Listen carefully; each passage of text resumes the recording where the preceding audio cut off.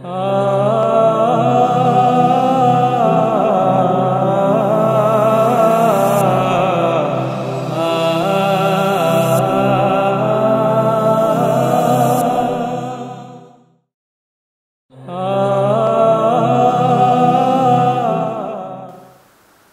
ar-Rahman ar-Rahim, in the name of Allah subhanahu wa ta'ala, the merciful, the beneficent.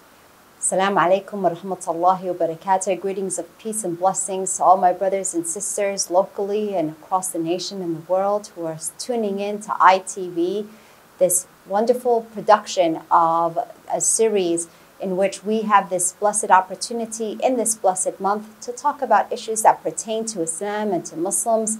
My name is Afaf Nasher. I'm your sister here in CARE, New York, the Council on American Islamic Relations of New York. We are a civil rights and legal advocacy organization.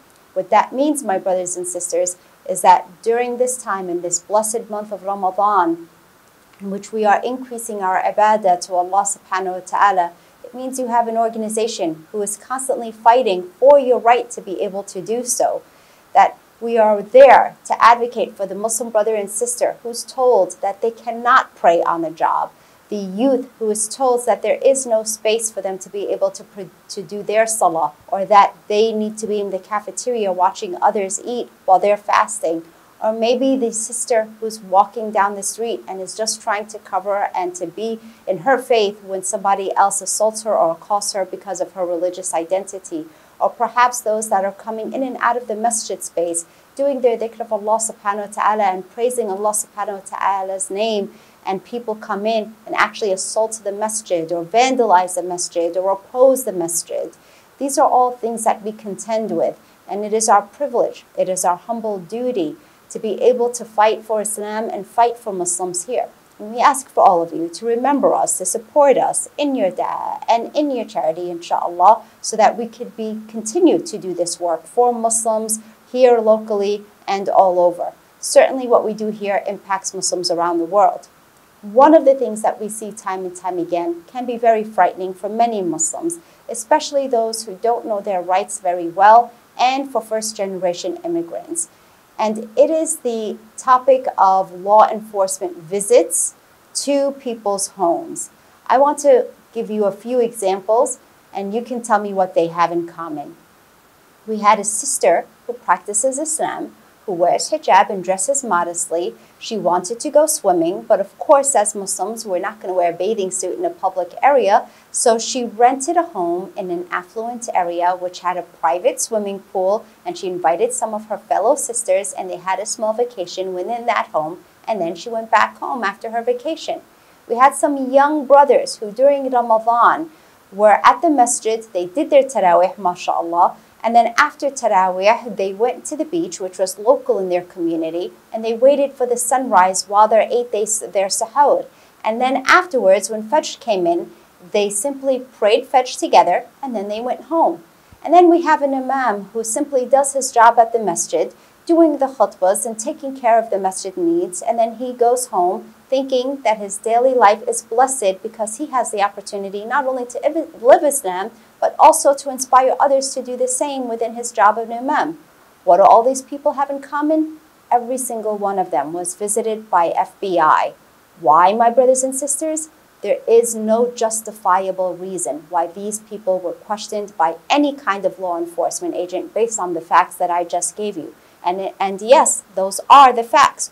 You may think, Sister Afaf, that doesn't make any sense. You're in the United States, you're in New York, you have rights, you have freedoms. Just because someone takes a vacation home because she doesn't want to wear a bathing suit in public, or an imam doing his job at the masjid, or some young brothers who happen to pray at a beach during Fajr time, why? Why would they ever be visited and questioned by law enforcement? The answer is that hatred and prejudice and discrimination does in fact exist.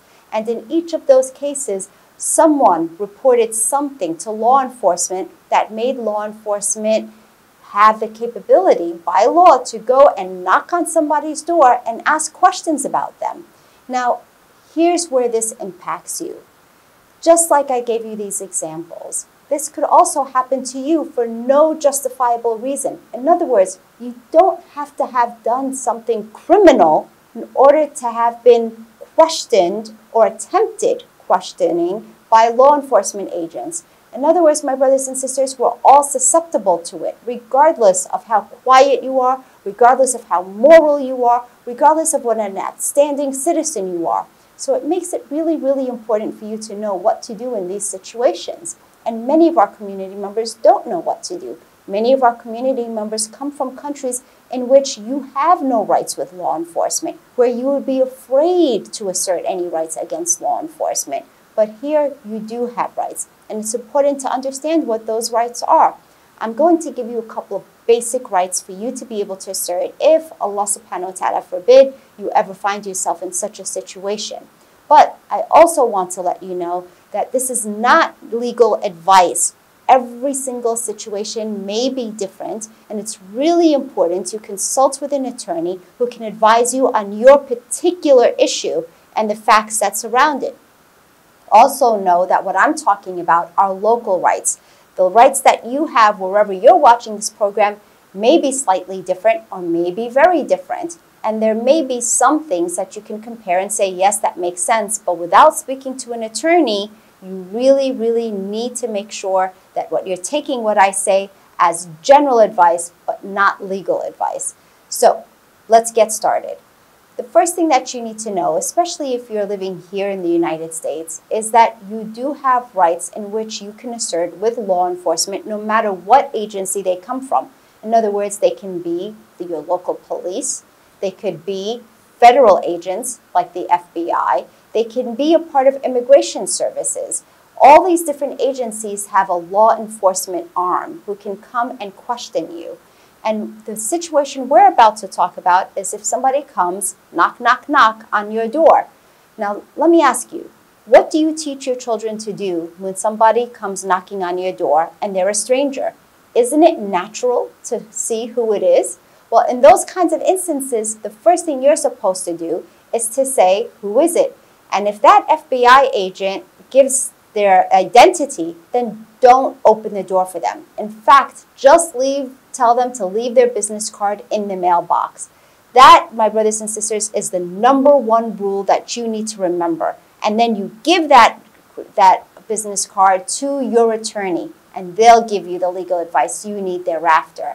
So remember that one piece of advice, assert it if you're in the United States of America, inshallah.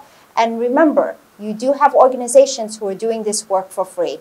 Jazakumullah khairan. I hope you never experience it, but if you do, count on us to be of assistance. Assalamu alaikum wa rahmatullah.